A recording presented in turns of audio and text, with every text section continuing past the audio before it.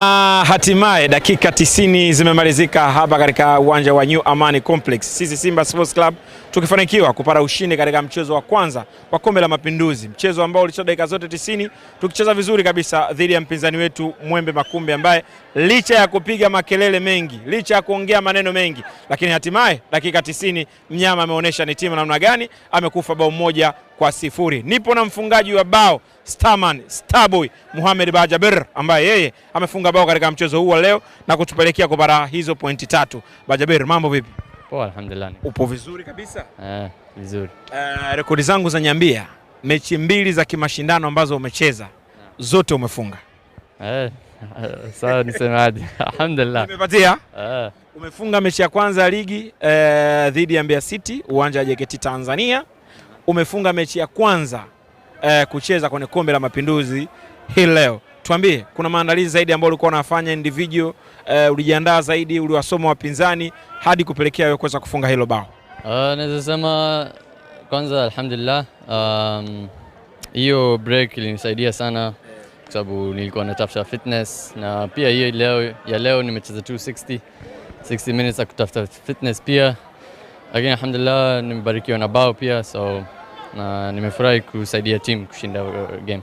Sasa Bajaber, kama unatafuta ufiti au unatafuta fitness unafunga, je, ukija kuupata itakuwaje?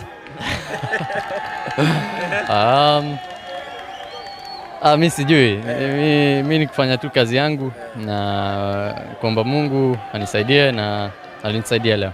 Sawa. Tuje kwenye mechi yenyewe. Mechi ilikuwaje dakika zote 90, 60 ukicheza, 30 ukiwa bench? Mimi naona tungefaa kufunga mabao zaidi. Simba kila time ikiingia uwanjani lazima ishinde. So hata kama tumeshinda, I feel like bado kuna vitu lazima tutengeneze, na inshallah tutatengeneza. Unaona tuna nafasi ya kufanya vizuri kwenye mashindano? Of course, hii ni Simba, so ukiingia competition lazima ushindi. So haina ingine. Ni hiyo tu.